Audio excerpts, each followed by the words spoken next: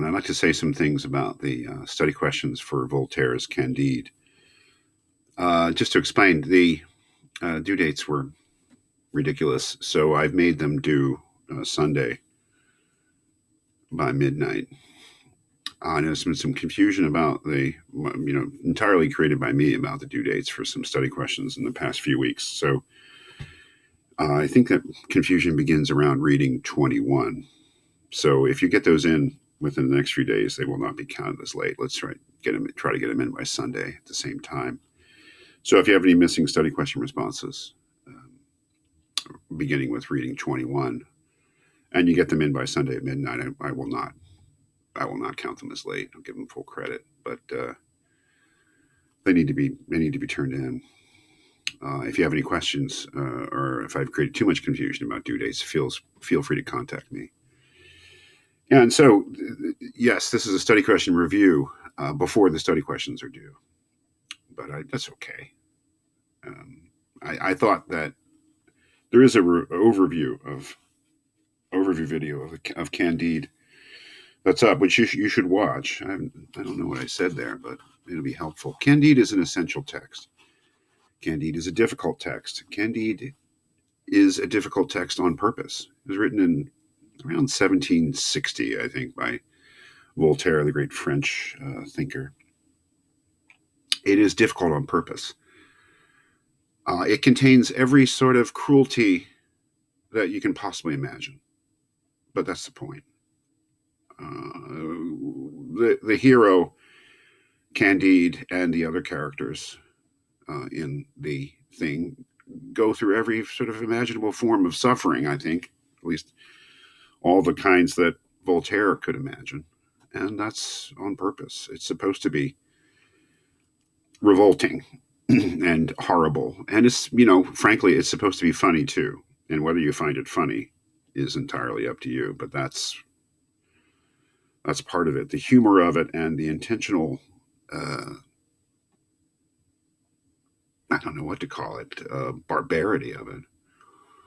And I say that because I'm thinking of what's in the first study question here. Pangloss, who is, of course, Candide's teacher and friend, and is a ridiculous figure.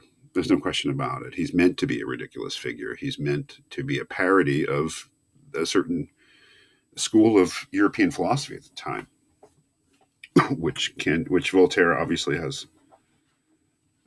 contempt for. And that, in Voltaire's mind, that boils down to the word optimism.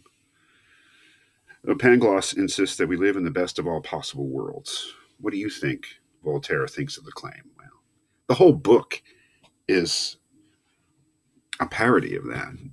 The whole book is meant to show how it is far from the best of all possible worlds. But what do you think of the claim? Is it obviously true? Is it obviously false? Why? Because just because Voltaire wrote a book saying that the notion that we live in the best of all possible worlds is absurd and easily refuted doesn't mean that he's right.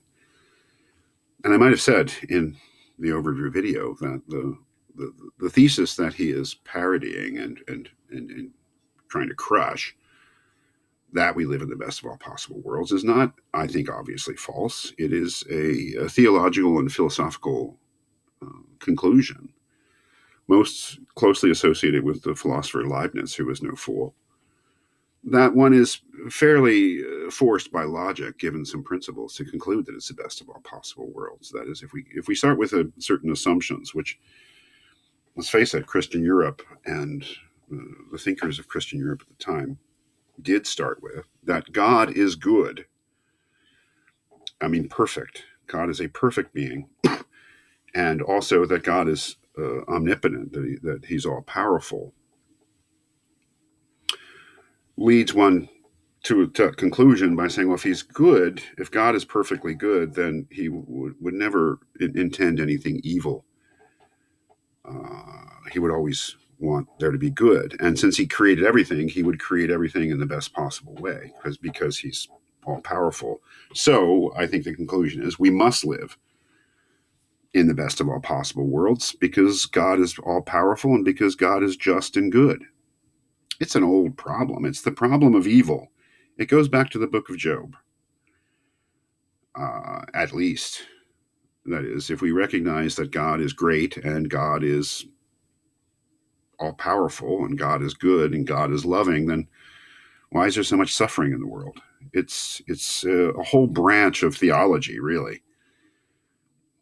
It's called theodicy, which is basically the justification of God to human beings, the explanation of why, although there's so much apparent evil in the world, it all is part of God's perfect plan, and we must live in the best of all possible worlds, therefore, because it's God's world. It's not I don't think it's a unrespectable philosophical and theological opinion. I think it makes sense on its own, but to Voltaire's mind, it's completely refuted by the way the world is, you know. And there's one line in Candide where he says, "Man, if this is the best of all possible worlds, I'd hate to see the other ones," which is, a very powerful statement on Voltaire's part, that this idea is not only clearly wrong in his mind, it's pernicious because it twists people's thinking and makes them apologize for the undefensible or the indefensible, that he apologized. All this apparent evil is really not evil. No, says Voltaire, it really is. The things that people do to each other are evil and bad, and they should not do them. And the things that happen, like earthquakes and natural disasters that cause suffering, are bad and unfortunate things. And it would be a better world if they didn't happen. So that's what I was really getting at in that first, really, what do you think of that thesis, which is so important to the book, this thesis that we live in the best of all possible worlds. The other one is what did Candide want to find? I think he wanted to find the meaning of life. I think he wanted to find the answer to the question of the problem of evil. Why is there evil in a world that's created by a perfectly just and all-powerful God? What is the ultimate meaning of why do people suffer? Why is there so much unhappiness in the world? I think that that's generally speaking what he's looking to find, and he's a philosopher. He's interested in it, right? So does he find it? That's the great question of the end of the book, when he ends up living with his friends in Turkey, outside Constantinople or Istanbul, the great Turkish capital. He says he follows the lead of the wise men that he finds there, the farmer and the dervish, who basically say, you can't get caught up in these things. You got to work and provide for yourself and your family and friends, and try to keep yourself peaceful, and you've got to cultivate your garden, as we must cultivate our gardens, is the end of the book. And, the question is that an answer? That is, to put aside all of these great, grand theological and philosophical questions and just concentrate on ordering your personal life.